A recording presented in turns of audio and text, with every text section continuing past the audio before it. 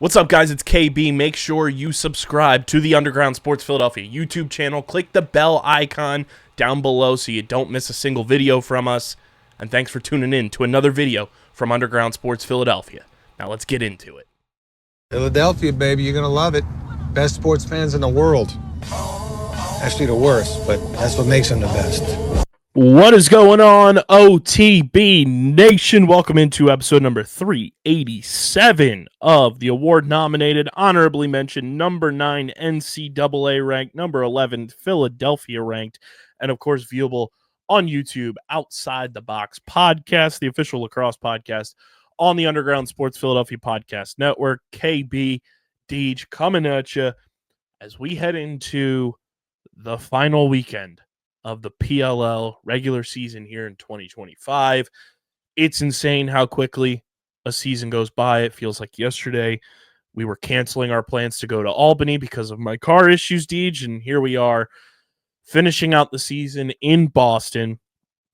Cannons will celebrate their 25th anniversary season this weekend, and a lot of playoff scenarios, a lot of Champ Series scenarios are on the line this weekend for a multitude of teams, which makes this finale of the regular season that much more electric at Harvard Stadium. And I'm just pumped to see how it all kind of shakes out. We've got some great matchups. We'll dive into those. We'll recap the insanity that was Denver weekend.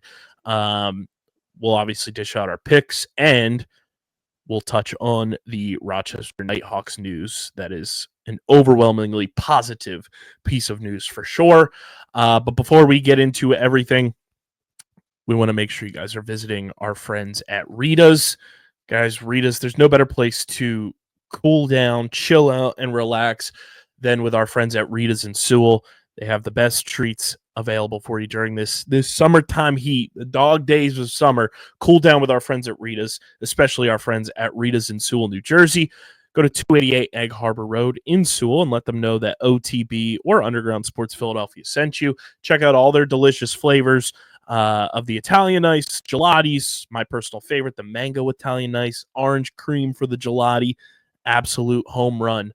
288 Egg Harbor Road, or go to ritazice.com to check out their entire menu. I believe the gummy bear flavor got extended through the end of August, if I'm not mistaken, so definitely get that while you still can. You can also check out all the nutritional facts from our friends at Rita's on their website at ritazice.com. And we thank Rita's for making sure we're cool, calm, and collected this PLL season and being a proud partner of OTB.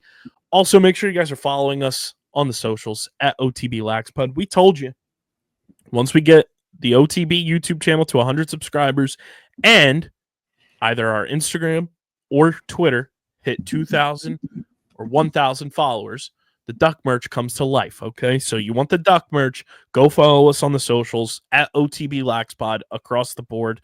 Follow Deej on Twitter at SCS_NextGreat. Follow Hoots at Hoot Sports Media, and you can follow me at KBIZZL311. Subscribe to the pod on Apple, Spotify. We got a lot of new subscribers from the Jackson Eicher interview, which was amazing.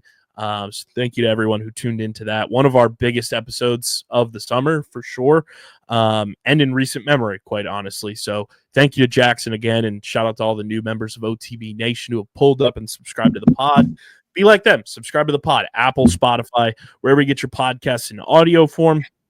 Leave us those 5-star reviews. And, of course, subscribe to the Underground Sports Philadelphia YouTube channel, youtube.com/@Underground Sports Philadelphia. That's where you get full video episodes of OTB every single week, full video episodes of every show of our original 6 shows on our network, clips, shorts, live streams, original video content. It's all on our YouTube channel. We are 9 subscribers away from 1,100. Can we get to 1,100 subscribers this weekend? Let's make that happen. YouTube.com/@Underground Sports Philadelphia. Deej, we're here. It is the final weekend of the PLL regular season. It's hard to believe that we are already here, but such is life. Time flies when you're having fun. Yeah, man, this was one of the faster seasons I can remember. It seems like literally, like you said, not too long ago, we were supposed to be going to Albany, and then it didn't happen. Then we look up and Philly happened, looked up again, and I was going back and forth from Chicago to Michigan.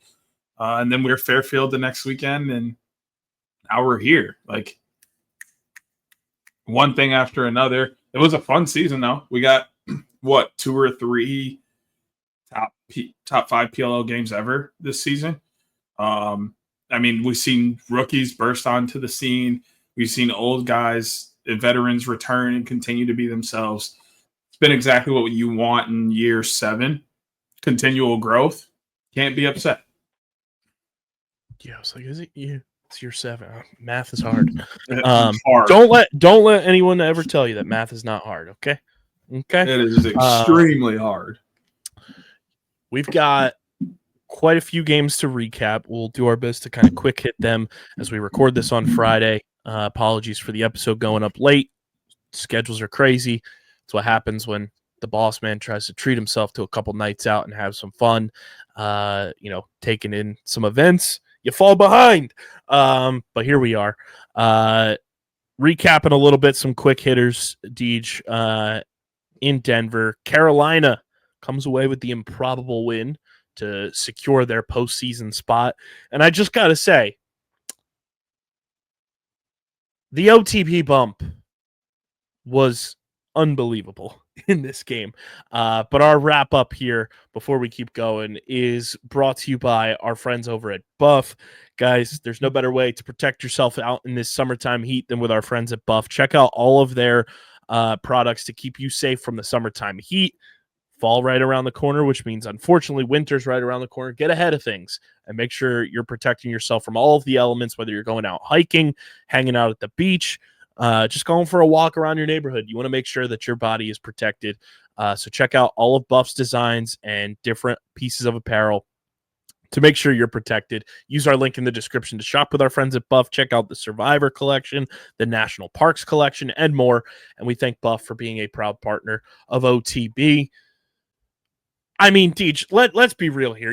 We like to talk about whether a team or a player who comes on the show does well after their appearance on the show. Number 1, Chaos clinch a playoff spot right after Jackson Eicher comes on the pod. And on top of that, Jackson Eicher takes 4 shots, scores a 2-bomb, the first of his career, and has 2 assists in this game, tied with Hilty for the team lead in points while clinching a playoff spot. And quite frankly, looking at the final score, Jackson's 2-pointer was the determining factor in Chaos getting the dub. I'm not saying, but I'm also not saying that the OTB bump was in full effect in Denver this weekend for the Carolina Chaos. Yeah, I mean, if it wasn't in effect for anybody else, it was in effect for Jackson Eicher. He had, his second to third best game in the PLL. It's up to you how you want to decide which game. Third. Which game or 2 might be better than that one. And there's argument for this game to maybe be better than one of those other ones based off of how they needed to come back. They weren't winning this game. Like, it was kind of a battle the entire time. And every time he scored, they needed it. It wasn't like, oh, he just scored a goal and they were already up 3. Like, no, they were trailing or in a tie game or up 1 every time he scored. It was very critical moments that he scored. That stuff's important to the game. You can't overlook the timing and the flow of the game when you're talking about when a guy scores. He was scoring at all the right moments, and that really helped this team be able to, pull out a win in the end, which is what it comes down to. He was only a small part of a very big team this weekend, but it all played out the right way. Yeah, I mean, kudos to Chaos. Like, everyone doubted them coming into the season. I told everyone that was Chaos fans coming into the year, I said, be cautiously optimistic. You never know what's going to happen with a team like this. And here you are, you're in the playoffs.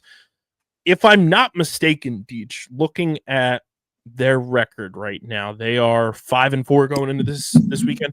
Yep. This is the second best win-loss record that they will ever finish with in team history, if I'm not mistaken, outside of year 1. Like, for a first-year head coach, first-year coaching staff, half the roster being new, including your entire offense for the most part. Like, that's really fucking impressive. And I'm gonna go out and say this. I'm gonna put it on the table. We don't know who is gonna be up for it. Roy Colsey should be the coach of the year.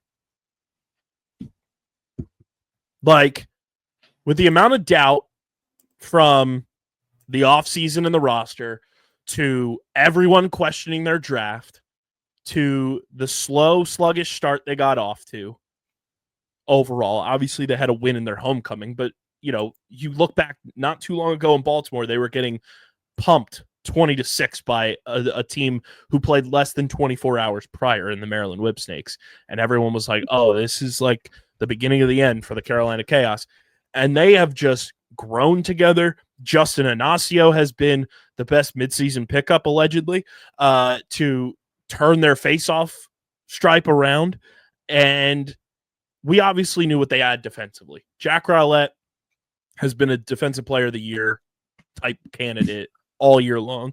Jared Newman has been phenomenal this year. Levi Virch has been incredible since they've moved him to the close D, you know, to go along with those two. Troy Ray has had an LSM of the year type season. And we were highly skeptical of their short sticks for a majority of the year. But guess what? Ray Dirth and Greg Langermeyer have really come on over the past month or so and have really turned into PLL caliber short stick D middies. And on top of that, your offense has grown together. Owen Hiltz is a rookie of the year candidate for sure. This team is awesome, and they're doing it for the first time as a collective. And to me, that's super impressive. And with any sport, that starts from the top down, and the top is Roy Colsey, and the culture he's instilled in just a short amount of time has been super impressive to watch. God, I can't wait for GM of the year. Like, once that becomes a thing, because like I think that's going to be part of this as well. Is like Roy Colsey has been able to be such a great coach this season because he doesn't have to worry about any of the GM part. He only has to worry about coaching the guys on the field, figuring out how to make the 19, 21, 25 guys that he has at his disposal work on the field to produce wins, to get into the playoffs, to fight for a chance at the championship. And he's done that so far.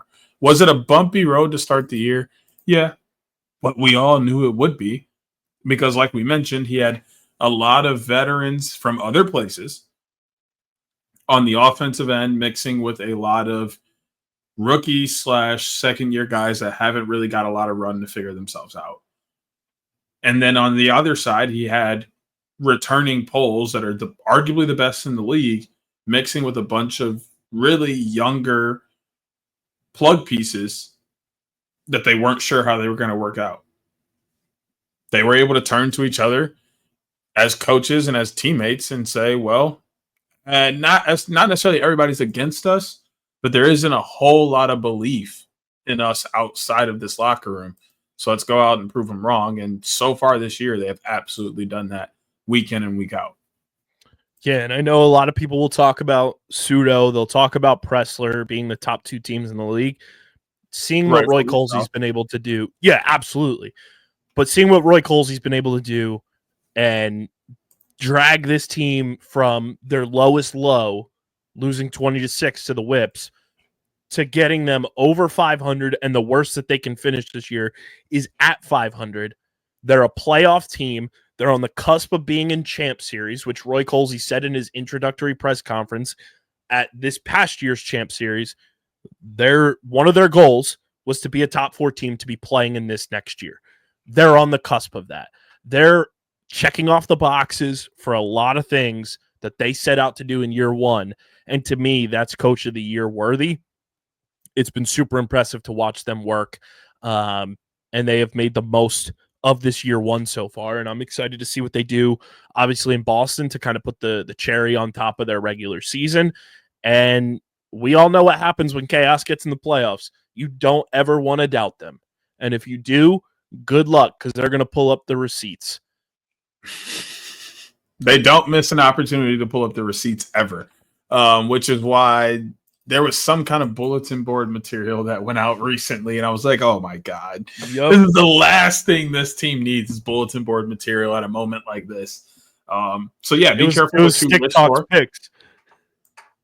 No, I think it was something else. Because I know the Chaos Twitter admin quote tweeted and said, "Do you guys ever pick correctly or something?" Yeah, it was. I don't know. Maybe it was. Oh no, it was us talking about the percentages of like teams being able to actually. It was pre-pod last week. Oh, and we were matching up the percentages of like the app analytics versus like the fans, and I was like, this team does not need that. Nope. We actually talked about that on pod when we were okay, I remember that now. Yep. Yeah, I was like, this team does not need that at all. It's the last thing this team needs. They got plenty themselves. A great win for Carolina. First loss of Logan McNaney's goaltending career. And I mean, it was a tale of two halves. The offense came to life for Denver in that first half. Defense for Carolina really buckled in and made adjustments and shut down their offense, and they only scored 2 goals the rest of the way. And that's a huge win, and that's something to watch going into the playoffs too. Carolina 2-0 against Denver this year. Like, they have been able to have their number, and 2 of their wins are against one of the top 2 teams in the league and the top team in their conference. That's definitely something to pay attention to come playoff time. And if for some reason Philadelphia, we get part 3, good luck, because Carolina is they're able to play up to par with the Denver Outlaws, and it doesn't matter the talent discrepancy. They have the defense, Denver has the offense, and it's like between a rock and a hard place. Who's going to blink first? Absolutely. I mean, honestly, the only thing that doesn't want that to happen is being a Redwoods fan. As a Lacrosse fan, I would love to see those teams go back and forth again. They've been 2 of the more exciting matchups of the season. Already being able to see it twice, lovely. Like, we get that twice every year, no matter what, because they're in the same conference. Love that. But getting it for a third time in the playoffs with a chance at a spot in the PLL championship, give it to me right here, because it's going to be blockbuster. Yep. And I'm just saying, too, we talked about this a while ago. It's pretty interesting how Chaos kind of goes on these runs when the championship is not in Philadelphia. Yeah. I'm just saying. The one time that they won a title, the championship was not in Philly. So that started hashtag noticing. But that started a lot for us. Yes, it did. That championship was insane. That was an insane championship. So, I mean, this isn't necessarily a bad thing. That's all I'm going to say. This is not necessarily air right now. Oh, dude, he's going insane listening to these motherfuckers. He's like, I take 2 weeks off the pod, and this is what they do. Yeah. Yeah, this is exactly what we do. Get back here. That's hysterical. Some quick hits on the next game. Water Dogs lose 13-10 to the Cannons. This was just abysmal. I'm fully convinced Kenny Brower he's not going to win it, but based on the way the Water Dogs have played, Kenny Brower should get MVP votes. This dude, if he leaves a game early or does not suit up due to injury, the Water Dogs are 0-3. Kenny Brower's in the lineup. Water Dogs are 4-1. Or whatever their record is. They're 4-2. 4-2 with Kenny Brower, 0-3 without him. If that's not valuable, I don't know what is. That's called not available. Oh, no, I'm playing. That's pure value. I'm Fact. Obviously being facetious here, everyone, but truly, it's crazy when Kenny Brower is out of the Water Dogs defense. The defense falls apart. And the same happened this week. Cannons get off to a hot start. The Water Dogs still can't defend the 2. And I feel like I'm having deja vu because it feels like we were at this point this time last year talking about how the Water Dogs can't defend the 2 and it's their Achilles heel. The Water Dogs, in terms of goals that went in the back of the net, like literal lacrosse balls that hit the back of the net, the Water Dogs won this game 10-9. But because 2 of them were 2-pointers, and you, for whatever reason, Bill Tierney, don't coach defending the 2, or your scheme doesn't adapt to defending the 2 because you're so college lacrosse pilled from all of your years of success in the college game, you need to adapt your scheme. And it is frustrating when you attempt, and I like Bill. I like him a lot. He's been very good to us in press conferences and in media availability. I like talking to Bill. But he's almost like Dr. Jekyll and Mr. Hyde, where the Water Dogs win, it's sunshine and rainbows. He'll open up about anything. They lose, and you try to question scheme, whatever it may be. Like his line this week was when people would bring stuff up, he said, "Oh, you bringing that up is you telling me we should do that." And it's like, yeah, Bill, you had deficiencies in your coaching scheme. We're trying to point things out and wonder where your head was and why that wasn't implemented when you see the Cannons get out to a 10-4 lead at halftime.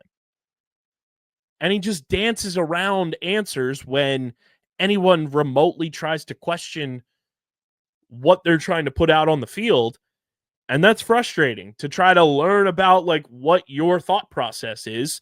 And obviously, you're not going to give away everything, but if you lock down and play the entire game like you did the fourth quarter, you're in the playoffs already. This game this weekend doesn't necessarily matter. But now you're going into the final week of the season against one of your biggest rivals, against one of the best teams in the league that you have to pound for pound, not stall once on offense so that you can get into the playoffs and not rely on help from anyone else and control your own destiny. Last week you win, you're good to go. All you had to do was win and get in, and that was the difference too. Watching that game, the Water Dogs were playing so tight, so tense. The Cannons were playing like they had nothing to lose.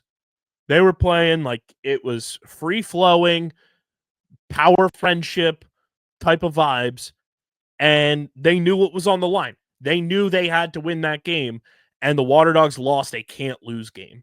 Like I mentioned last week, that game for the Water Dogs against the Cannons was a can't lose. And now that turns this week against New York into a must-win for them so that they don't have to rely on the Cannons to get a win against the Whipsnakes in a back end of a back-to-back or rely on score differential tiebreakers or anything like that. You just made a whole big mess for yourself, and now you have to be on your shit if you want to get into the playoffs when you started this season 4-2. A lot of respect to, the Cannons. They came out and they just handled business because they knew they lose last week. Having to go 2-0 at home to even give themselves a chance at the playoffs was not where they wanted to be. They put their head down and just came in focused. There was they understood there was no room for error. And they were on a mission. And they played the entire game like they were on a mission. And it showed. And granted, you got some pushback from the Water Dogs later in the game, but it just wasn't enough because of how determined the Cannons were to give themselves what I would consider a true shot this weekend. Now, all they have to do is avoid getting swept at home. They won one of their 2 games, they're in the playoffs. Versus having to win both, that puts an immense pressure on your team, especially going into game 2 where you just played not even 24 hours before.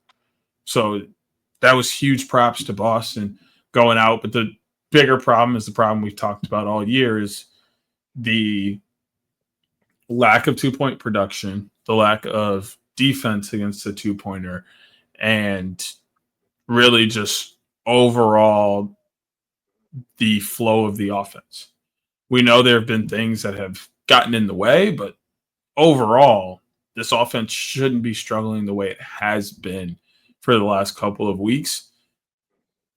I don't really have an answer at this moment, which is ironically weird because I'm normally the X's and O's answer guy on this podcast, but I literally don't have an answer to what they could do because everything that I've said, they've tried outside of, running Jake Taylor out of the box and putting him inside as a finisher. It's the only thing they haven't done.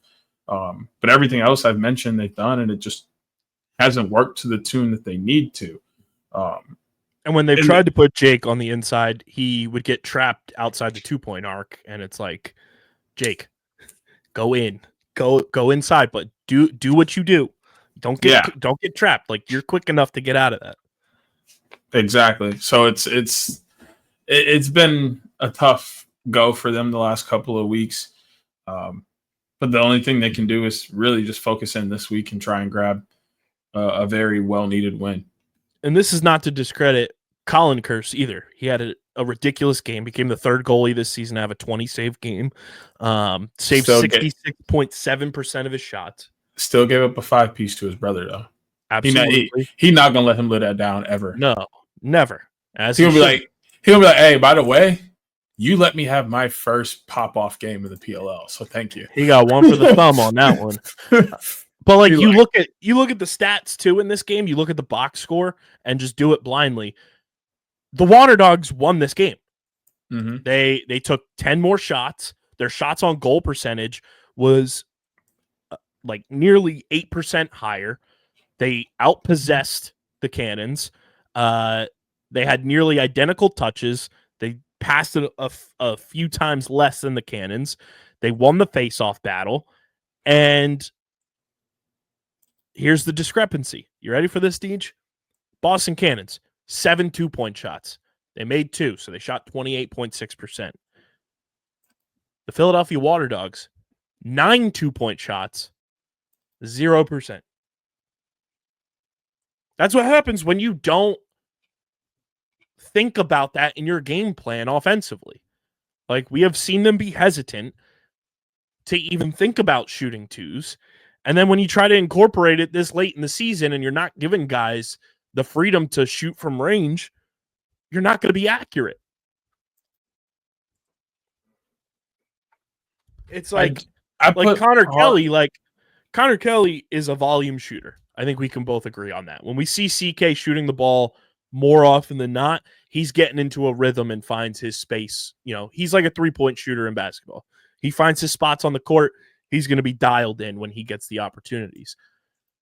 We've seen him hit twos. We've seen guys on this offense hit twos. Like, it's just, and I'm not saying to like scheme them up, but like have them in your game plan, in your back pocket, not necessarily at the point where like you need them, because that's exactly what was happening late in this game is like they needed them and they couldn't hit them.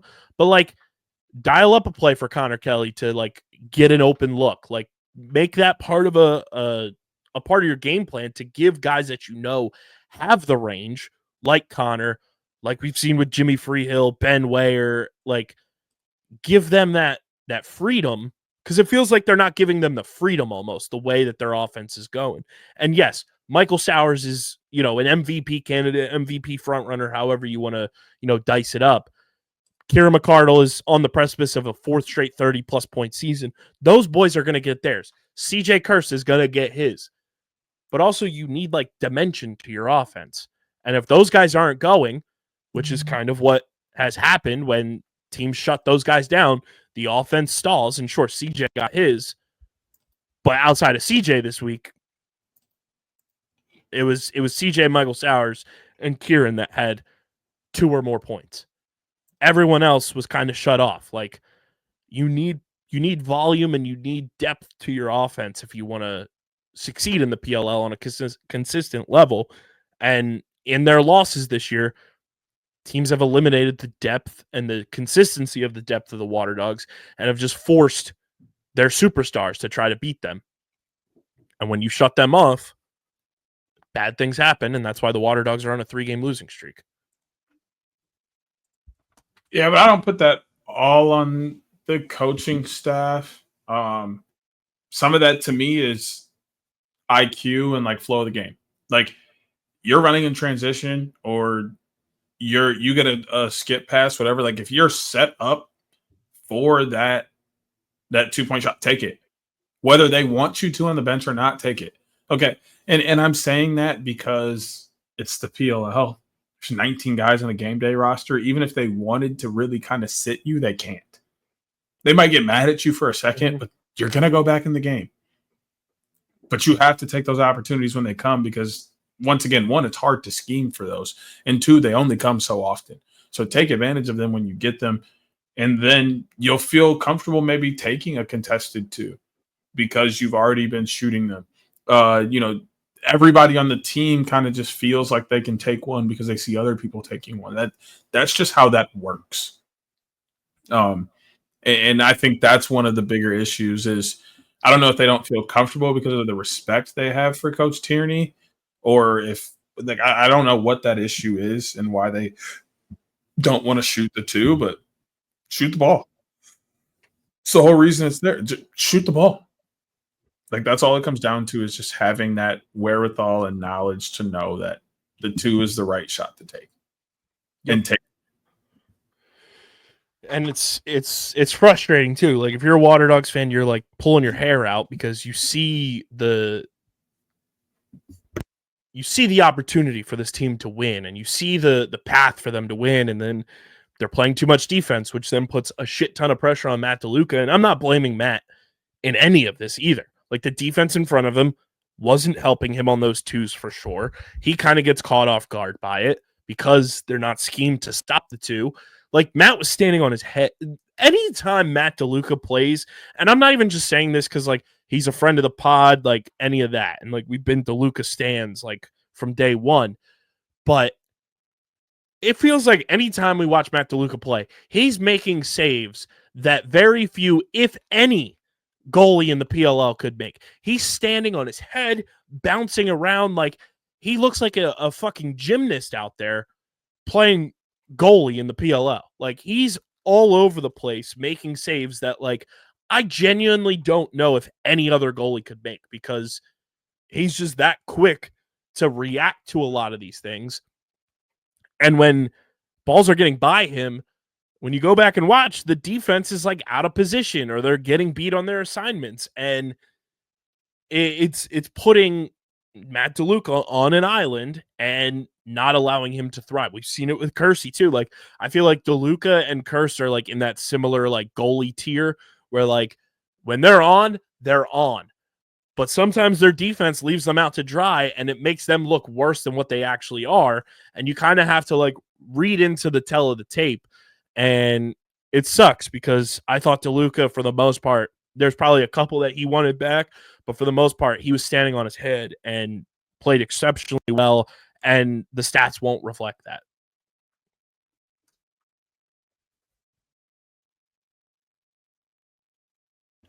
Yeah, this happens with a couple of guys in the league. I think anytime Blaze has a bad game, it's because the defense starts slow, and then he's kind of behind the eight ball. We've seen this happen with Chase. So Blaze, that's more of like his defense starts slow. He starts behind the eight ball, not so much that he's like on or off. Chase Erlin this year, I think, has been a great example of that, where like when he's on, like even looking last week, like against Whipsnakes, dude was on fire.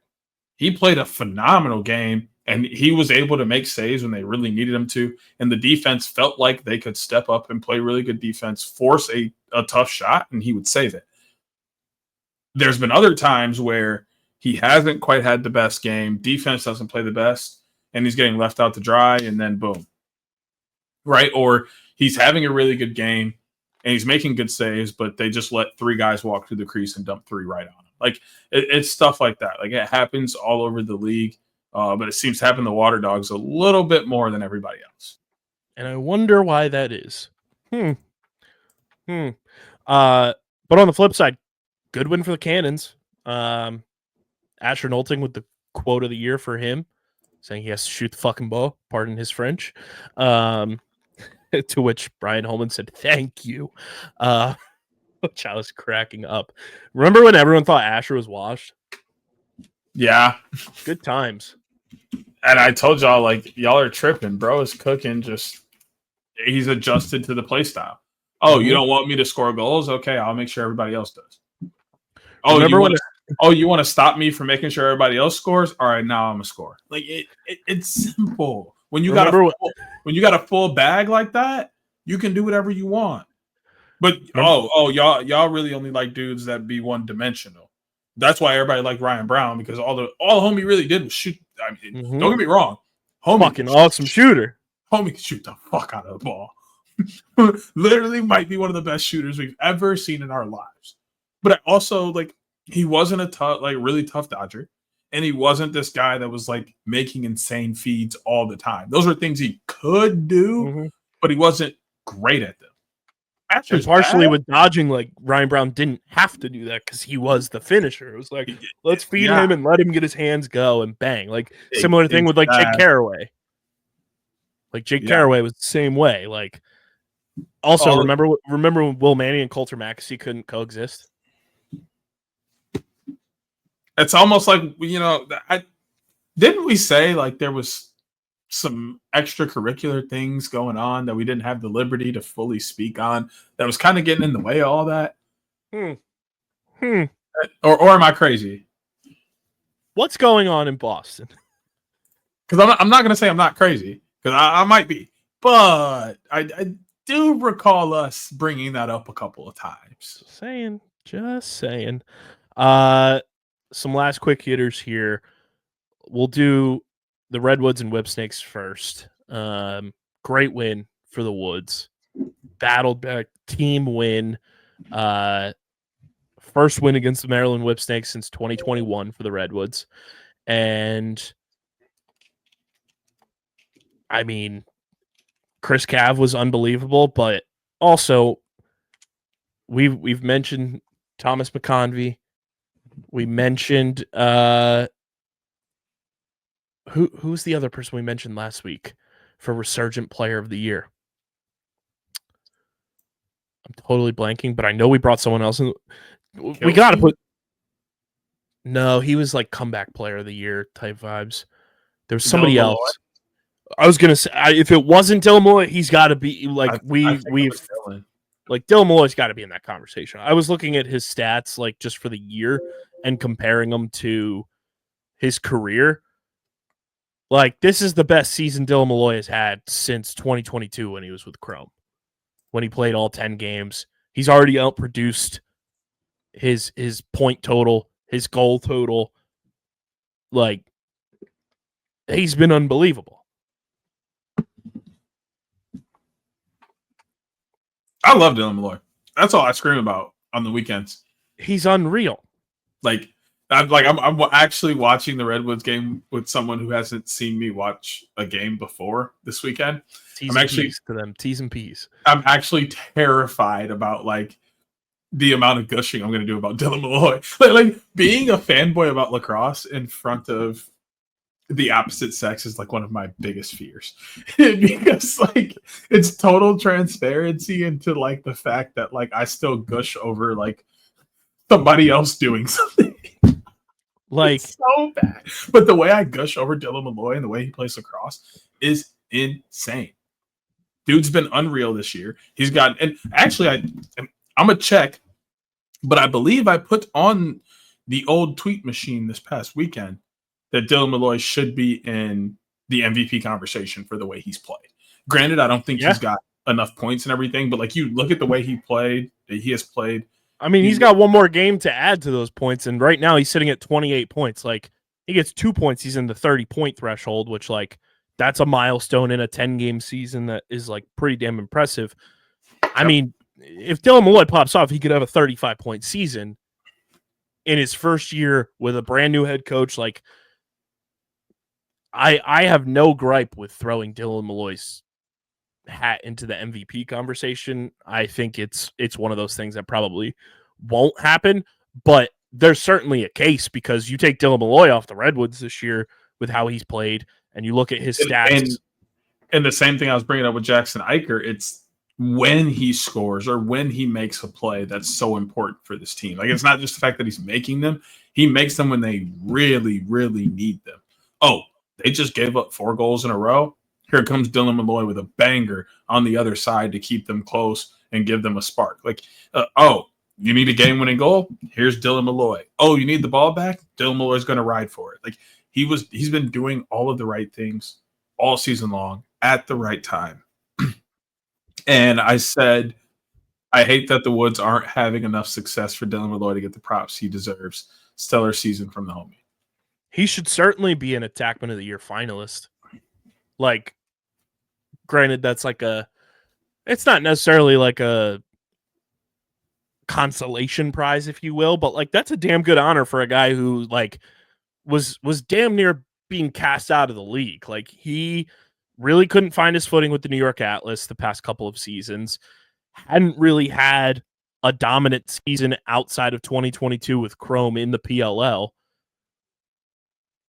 That's resurgent to me. That is, like, you play this out over an old school MLL schedule and kind of compare it to his 2019 season with the New York Lizards. Like, he's on that pace.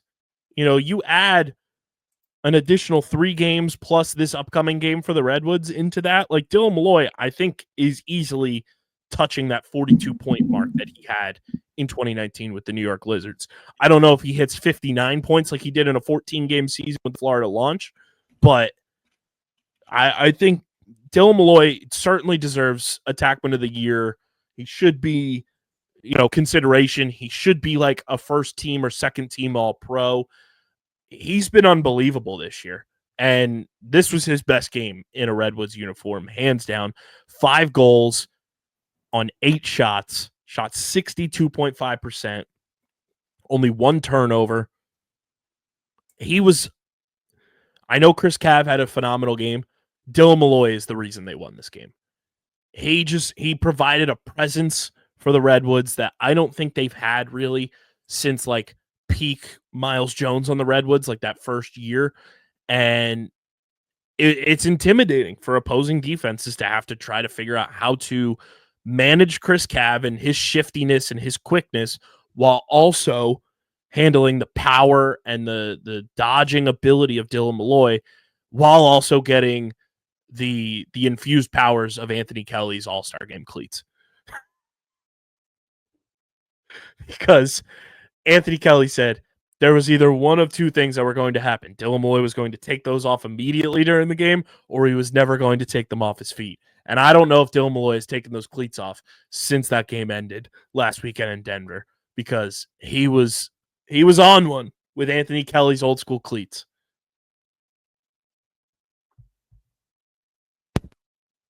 I don't even think it's the fact that he got old cleats. I think it's those specific type of cleats. Like, I'm terrified for him to play in any other pair of cleats. Yeah. They need to, he needs to keep a pair of those cleats just on backup at all times. They need to be like in a hyperbaric chamber. Because I think the day he can't have a pair of those kind of cleats is the day that he stops playing lacrosse. Seriously. That's like his it's like Vision with the Mind Stone. Those cleats are Dylan Malloy's Mind Stone. You take it out for real. Because the way he played this weekend was insane. 62.5% shooting percentage. 5 of 8 shooting. That's just unreal. Like unbelievable numbers.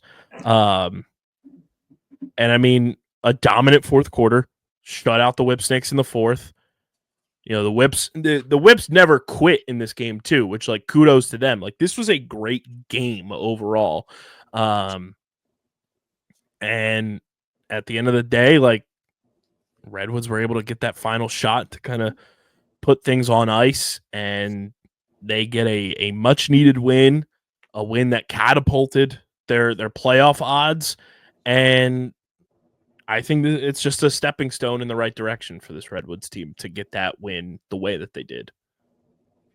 Yeah, I mean, it's a well-needed win. It puts us in that position to be in control of our own destiny. The Redwoods win tonight. As we record this on Friday, they're in the playoffs. They lose. They have a little bit of help because of the Chaos win later tonight as we record this on Friday. they're in the playoffs. There's some wiggle room for the Redwoods to play with here versus backs against the wall. We have to win this game, or we're really our backs are against the wall. We don't even know if we're going to make the playoffs. So it was a huge, and it's against a rival. There's nobody you want to beat more than the team that beat you the first year around, especially for a championship. That game will always mean more, a little more than some of the others. And God, I love beating the Wisps. But you hear also, that, Stags? You hear that? You are such an instigator. On the other token, though, like it really just comes back to that piece of having a little more comfortability this week, knowing that you have a little more control over what happens for the rest of your season than if you would have lost last week. Yeah, and I mean the Whips have a huge weekend on deck for themselves, as they have to win if they want to be in the playoffs, and they need help from some other teams as well. Final game we'll touch on here, and it is brought to you by our awesome merch partners, PHI Apparel Company. Guys, if you want to stand out in the crowd, gearing up for the PLL playoffs, you want to rep your favorite lacrosse players' favorite lacrosse podcast, go to PHI Apparel Company to get your official OTB merch. It is the one-stop shop for official OTB shirts and hoodies. And if we hit those follower milestones, the Duck merch will be available there as well. Go to phiapparel.co, and when you go to checkout, use code UNDERGROUND to get 10% off your next merch order. Again, that's phiapparel.co, code UNDERGROUND to get 10% off your next merch order and stand out in the crowd with the official merch partner of the Outside the Box podcast and Underground Sports Philadelphia. Deej, the game of the weekend, second straight weekend of overtime, a battle of guts, glory, and a whole lot of adrenaline. The Denver Outlaws 13, the New York Atlas 12 in overtime.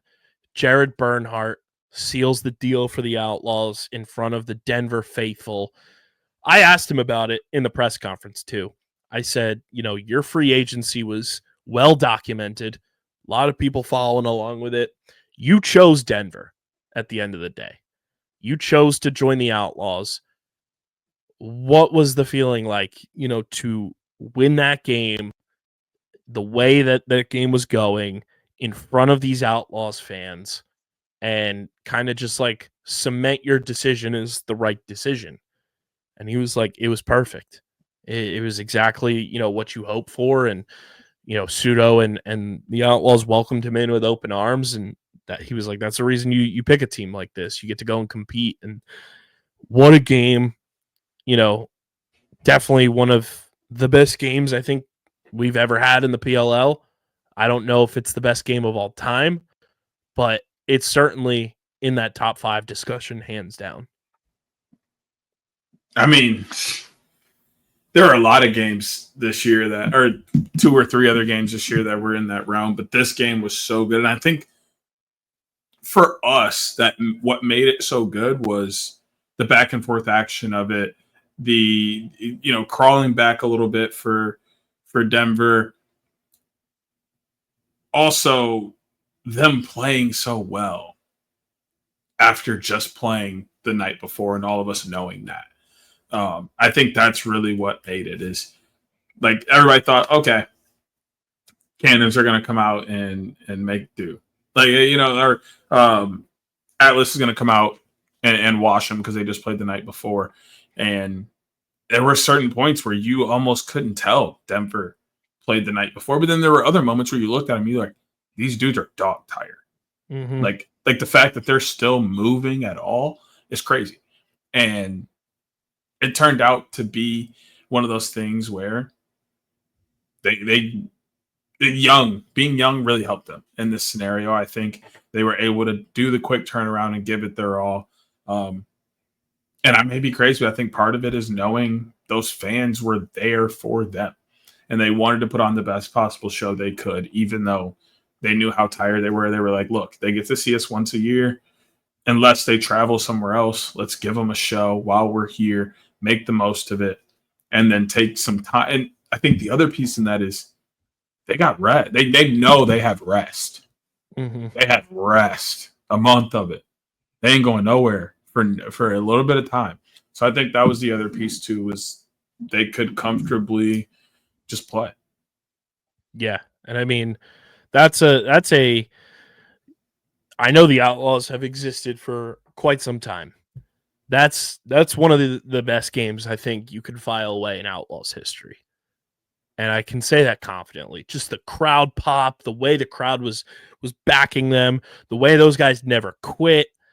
The fourth quarter was just unbelievable. The Jake Pacino goal was next level. And the Outlaws had to battle back. Like, they were down 9-4 at halftime, and everyone was like, oh, man, they flexed this game. Outlaws are gassed. And they just came out with a different speed defensively, offensively. Their rope unit was unbelievable in that second half. Ryan Tarafenko, man, you want to talk about demon time? He was on demon time. And just an all-time game, and one that we'll look back on as probably the top game of this season in the regular season, which is exciting. And just unbelievable the way that game kind of flushed itself out and became an all-time classic. And it has the standings looking like this going into Boston. New York 6-3 with a +16 score differential.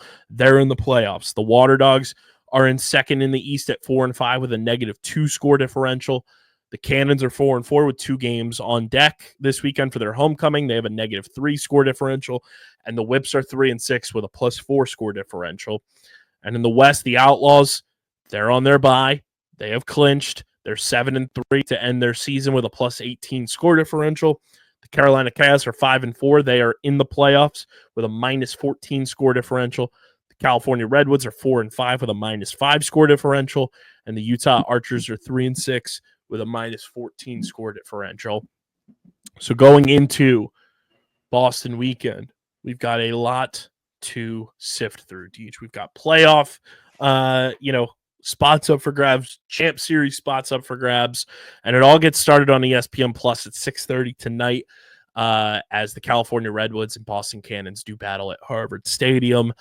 Following that, on ESPN2 will be one of the OG rivalries, and now that it's in the Western Conference, it's even bigger. These two teams don't like each other, the Carolina Chaos, the Utah Archers. And then on Saturday, on ABC at 1 p.m., the Philadelphia Water Dogs, the New York Atlas in an Eastern Conference showdown. And then we close out Saturday Night Lacrosse, ESPN Plus, Maryland Whipsnakes, Boston Cannons. Cannons celebrating their 25th anniversary season this weekend. Boomer is back. Hashtag give every PLL team a mascot challenge. What are you most looking forward to from these matchups? What's on the line? Teams that still need to clinch. Like, we still have 3 playoff spots up for grabs. 1 in the West, 2 in the East. What's on your mind going into this final weekend? So obviously, like we've mentioned 1,000 times, we're recording this Friday afternoon. The closer we get to 6:30, the more anxiety I get and the more nervous I get.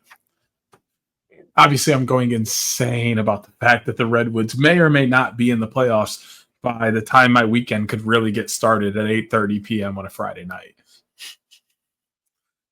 My weekend could possibly be ruined at about 11 p.m. Friday night. Because, the Woods lose and the Chaos lose. There's a chance the Woods are not in the playoffs. Some other things could happen, but I don't even want to think about that. But what I am most intrigued about is the fact that the Woods have 2 chances to make the playoffs Friday night. We could win it. They could win their own game. Or Chaos could win their game. Both of those scenarios get the Woods into the playoffs. Happy with that. The other piece I'm really intrigued by is that the Whipsnakes can still miss the playoffs if the Cannons lose Friday night. They go out and beat the Whips. Well, the Whips, they miss the playoffs. A lot of weird things could happen, like a Woods win, a Chaos loss, a Atlas win, and a Cannons win, which could possibly give the Woods 4th place in the league overall, which could put them into the Champ Series. If you guys are catching the drift, a lot of really good things could happen for the Woods. But now that I've moved past that, the most important thing is that like every single one of these games has playoff implications. I think that's the best thing that I like about the second half of the PLL season is every single one of those games matters almost 10 times more than the first 5. First 5 matter. They matter just as much as the last 5. Don't get me misconstrued there, because if you have a really good first 5, you can have a little wiggle room in the back 5. But you get that intensified feeling in the back 5 because like people are starting to lock up playoff spots, and the playoff picture is really starting to dwindle down. It's becoming very distinct and clear on who's going to make it and who isn't, and things of that nature. So that's the piece that really strikes this weekend is you don't have any more chances after this weekend. Everybody's either making the playoffs or they're not, or getting a certain seeding. And it's just, it's so fun hearing a lot of, or being able to see week 10. Week 10 is arguably one of my favorite weeks because it's always like this. Every single game matters. And everyone, he means week 10 of game weeks. We go by game weeks, not including the All-Star game. Yes. So that I'm just really excited for week 10 because that's what week 10 is. Don't know how I feel about it being in Boston, being a home market. I saw somebody bring up, because I mean, it's been a home market the last 2 years that they've done the final season. So that's not the point. I just saw someone say it shouldn't be a home market. It should be a neutral site where everybody plays. I don't hate that. So I think you go 4 and you do home markets, and then you do all-star, and then you do 4 more home market, or sorry, 4 a neutral site for indigenous or throwback, whatever you're going to do, and then you have all-star, and then you do 4 more, and then you end with the other at the other neutral site blockbuster matchup to end the season. Everybody plays that whole scenario thing. I think that could work out. I think that'd be pretty cool. But I think this weekend's going to be fun because, like I said, every game absolutely matters. I'm really looking at JT Giles Harris and Gavin Adler. Those two are kind of my early leaders for Depoy of the Year. Well, JT doesn't play this weekend, so. You know what I meant by that. I'm just letting everyone know out there. I'm just crazy. I'm comparing, looking at stats, and because that's the thing. Like, you can look at a player from Denver and just have their stats page up because they played 10 games, and you've seen them play 10 games. You know the eye test of 10 games for them, so you can look at the stats and refer to that eye test while also be looking at the final eye test for a guy and then look at the stats later. Going to be doing a lot of that for positional players this weekend for awards that are going to be coming up pretty soon. Yeah, I mean, my biggest takeaway is that we potentially live in the timeline where in the first time in PLL history, the defending champion doesn't get a chance to defend their title. That has never happened before. And we potentially live in a timeline where both teams that were in last season's championship game do not make the playoffs and finish 7th and 8th in the league. And then we're talking about when draft season rolls around, the Utah Archers and the Maryland Whipsnakes having the number 1 and number 2 picks in the PLL draft. Crazy. That's crazy to think about. I'm also looking at just the sense of urgency that these teams that are still trying to make the playoffs, like we know we're going to get urgency from the Archers because they need to play with urgency. We're going to get urgency from the Whipsnakes because they need the urgency. But I want to see the sense of urgency from the Redwoods. I want to see it from the Cannons. I want to see it from Carolina, just in terms of them, wanting to clinch a champ series spot. I want to see it from Philadelphia. I want to see these teams that don't have their destiny fully in the books right now for whatever path that they're trying to go down. I want to see the urgency. I want to see every ounce of sweat, every ounce of grit left out on that field at Harvard University. I want to see people just leave it all out on the line. Do what you got to do to outrun your opponent on a run out. Go and dive for a ground ball. Hit a spin move. Like, do a 4-button combo to get away from a defender. Like, I want to see just an absolute masterclass of guys leaving every ounce out on that field, because guess what? No matter if you're in the playoffs or not, if you make the playoffs, you have a bye week next week. You have a chance to reset, get healthy, regroup before you have to go play in the quarterfinals if you're playing in the quarters in Minneapolis. Leave it all out there. Empty the tank. This is the final chance you get as a group potentially to play this game together.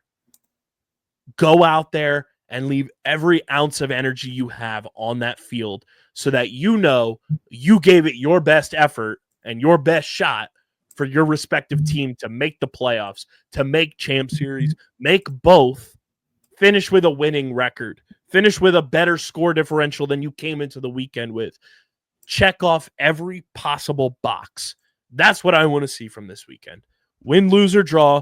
I want to know that every player, every coach, every member of each organization left it all out on the field.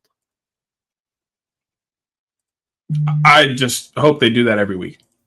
Sure. Not that I don't think they do already, but even amplify it more this weekend. But yes, this is that's what I was saying about week 10 is we know that they've been playing hard all week. We know that everything else matters, but this week that we get in games is that true, we have nothing left to lose. We're throwing all caution to the wind.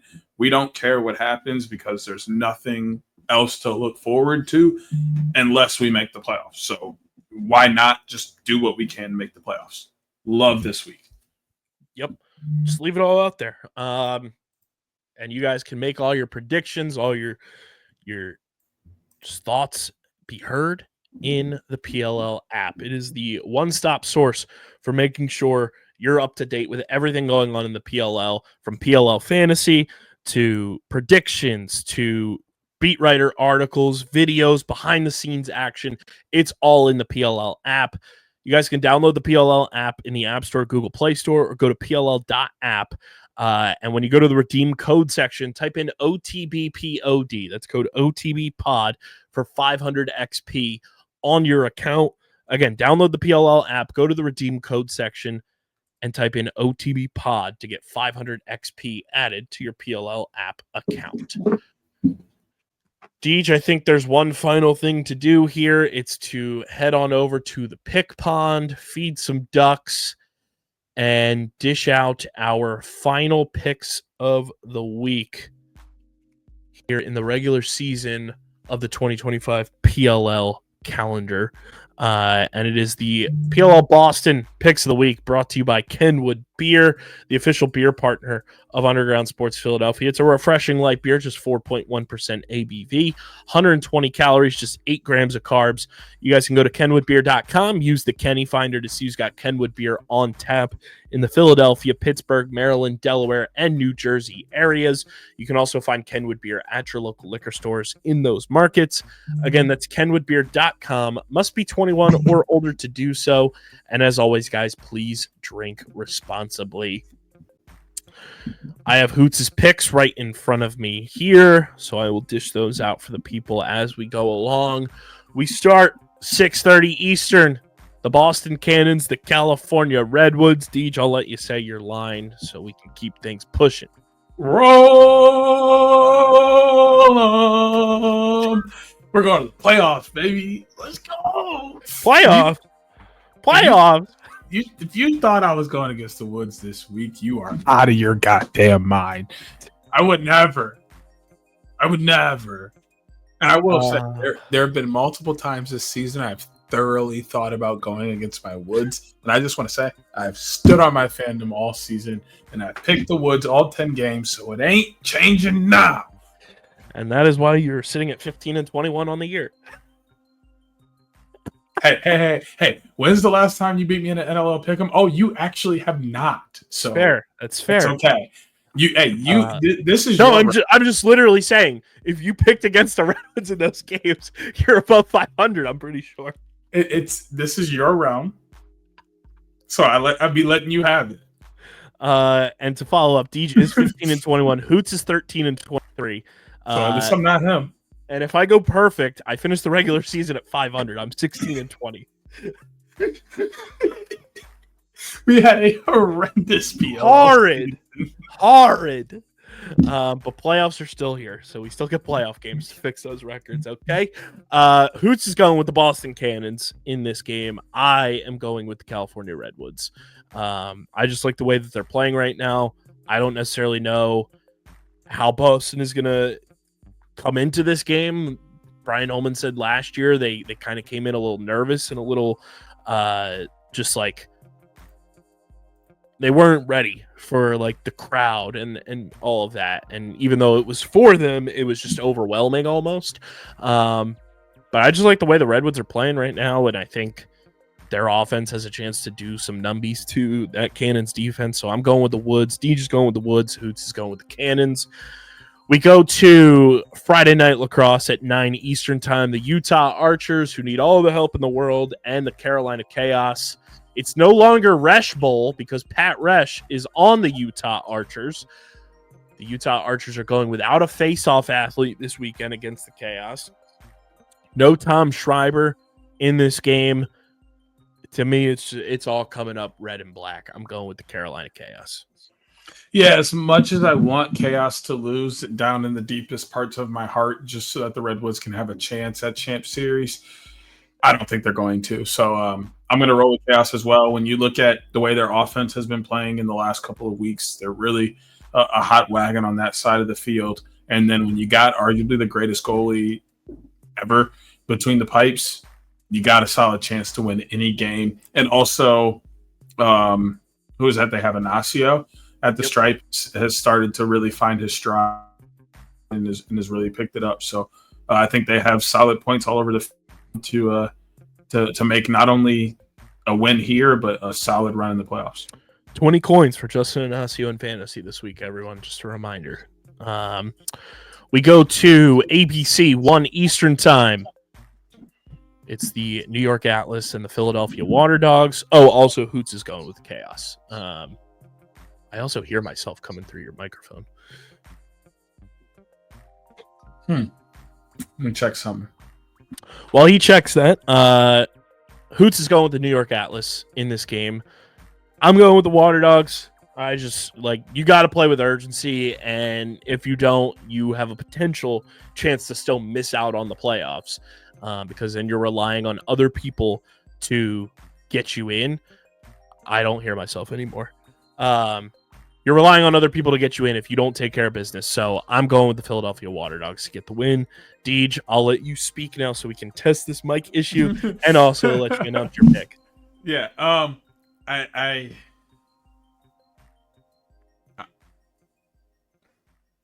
This hurts. But I'm going to preface it by saying this. There's absolutely still an opportunity for the Dogs to make the playoffs. I just don't think it comes against the Atlas. The PLL isn't a league where you can really rest guys yet. So I don't think you see that where the Atlas are like, oh, we got our spot, so we don't really need to worry too much. Like, we don't have to win this game. Like, they want to win this game. They want to have that momentum going into the playoffs. They want that bye week. They want to be number one seed for sure. So you're going to get their best, especially after they just dropped a tough game last week against the Outlaws that arguably a lot of people feel they should have won. So I'm going to roll with Atlas because I think that they're going to win. Just based off of wanting that good mojo running into the playoffs. I'm putting that on a quote card. I'm rolling with Atlas because I think they're going to win. Listen, The people come here for the takes, okay? Not because I'm smart. You're picking the team. You're picking the team because I think they're gonna win. No shit, Sherlock. Listen, they come here because I look good, I'm funny, and I make great thumbnails. And the takes, like they're not here for my academic qualities, capabilities. That's the word. See, they're not here for my academic capabilities. Oh my god, my sister's probably having an aneurysm listening to that. We go to Saturday Night Lacrosse, 7 Eastern time. The Boston Cannons, the Maryland Whipsnakes. Hoots is going with a cannon sweep. No team has swept their homecoming this season, so that would be a first. Deej, your pick. I am also going with the Cannons. I did not pick them to sweep, though, but I do think this is that game that gets those beloved dogs into the playoffs. So, woot, according to me, both the Redwoods and the Water Dogs will make the playoffs, which gives OTB a very happy send-off into the playoffs, because I'll wait for that announcement on the fourth team that may be in the fold at some point once we get around to that. But as of right now, all 3 members of OTB and their teams should be in the playoffs by the end of this week, according to me. So, you're welcome. I'm going to be taking Boston.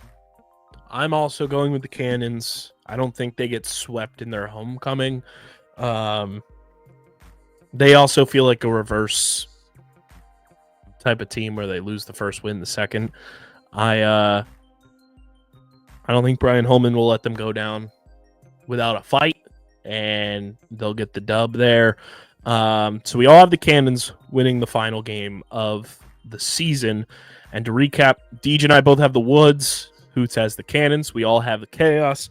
I've got the Dogs. You and Hoots have Atlas, and we all have Boston in the finale. And those are our PLL Boston Picks of the Week, brought to you by Kenwood Beer.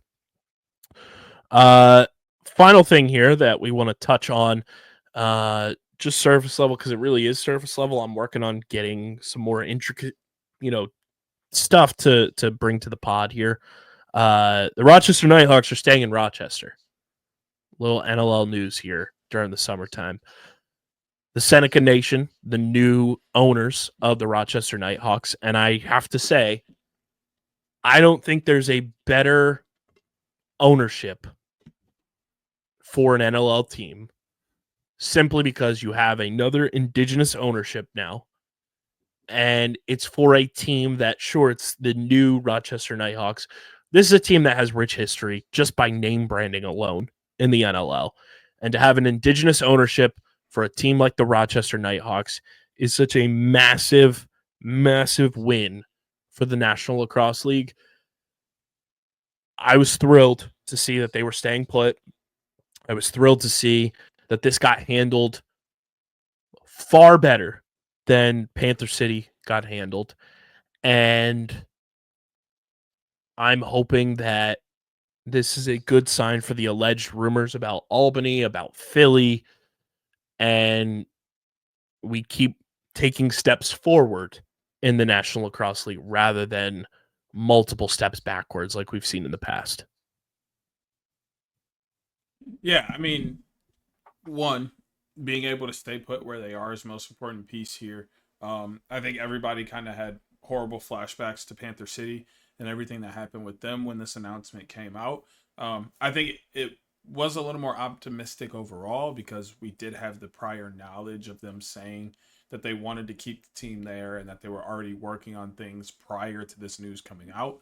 I'm just happy that this deal was able to come through, and I'm also more, intrigued and excited about the fact that we get some indigenous representation and ownership here with this as well. What they mean to the game, what, presenting and bringing the game to us, and creating the game, that all of that plays a huge part into this. So it kind of just feels right, and it really just feels so morally and ethically wrong that they've been outside of the ownership part of the game for so long.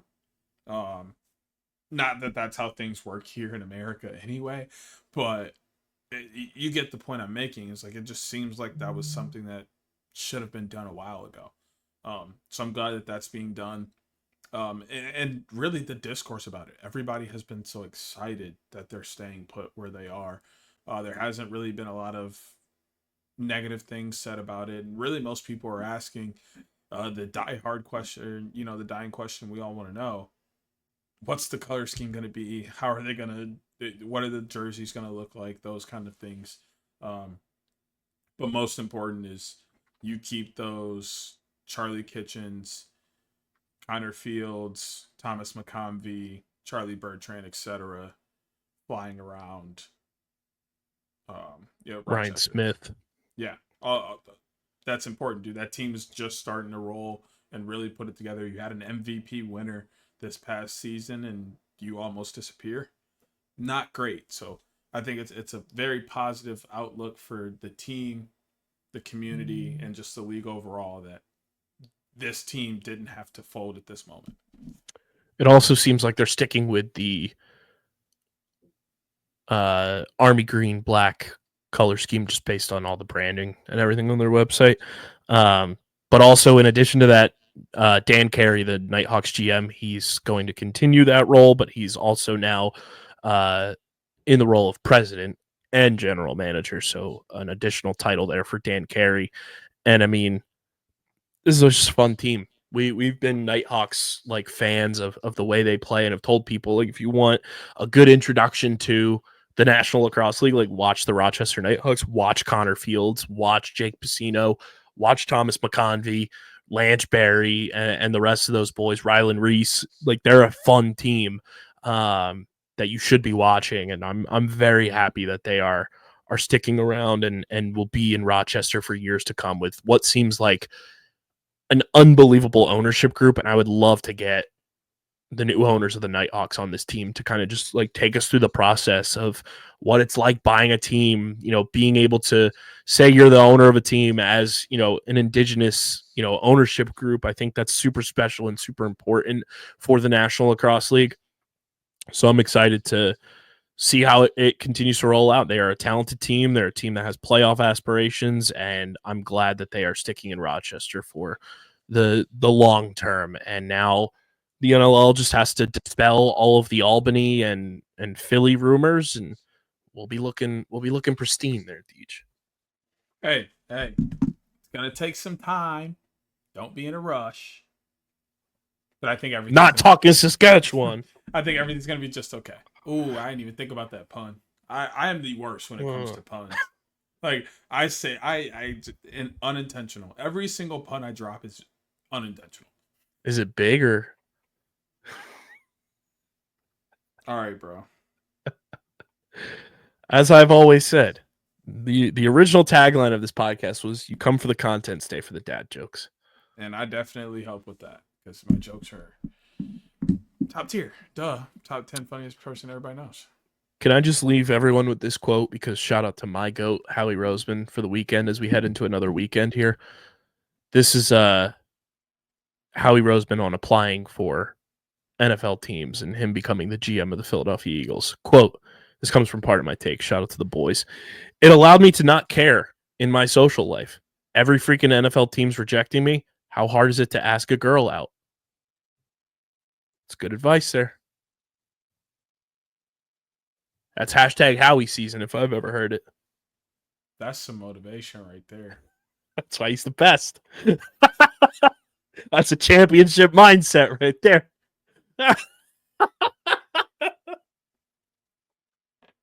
As Deej is about to drop on everyone's head.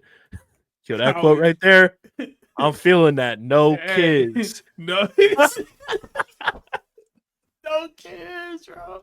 I swear. Because he's on to something, bro. He's on to something.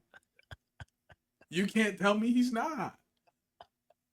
It's always Howie season in this house. So make sure you guys are following us on the socials at OTB Lax Pod. Apologies on this episode getting up late, though. We're playing catch up here in the old underground studios. But follow us on the socials at OTB LaxPod. Follow Hoots at Hoot Sports Media. Follow DJ SCS_Next Great. Follow me at KBICZL311. Subscribe to the pod. Subscribe to the pod. Subscribe to the pod. Apple, Spotify, wherever you get your podcasts. And of course, subscribe to the Underground Sports Philadelphia YouTube channel. YouTube.com/@Underground Sports Philadelphia. Let's get to 1,100 subscribers this weekend. God damn it. And of course, guys, no better way to take in the final weekend of PLL action during the regular season than with our friends at Rita's in Sewell. Go to 288 Egg Harbor Road in Sewell, New Jersey. Go to rita'ice.com. Check out their entire menu and lineup of flavors to take in the PLL action with a delightful treat this weekend. Again, that's rita'ice.com, or visit our friends at Rita's in Sewell at 288 Egg Harbor Road in Sewell, New Jersey. We thank Rita's for being a proud presenting partner of the podcast. And this has been episode number 387 of the award-nominated, honorably mentioned, number 9 NCAA ranked, number 11 Philadelphia ranked, and of course viewable on YouTube, Outside the Box podcast, the official lacrosse podcast on the Underground Sports Philadelphia Podcast Network. For Deej, I'm KB. Enjoy this weekend, guys. We will see you back here working on some guests for next week because we have a bye week, and we'll have whatever the hell else news comes across the docket. But until then, we're getting the heck up out of here, everybody. Peace.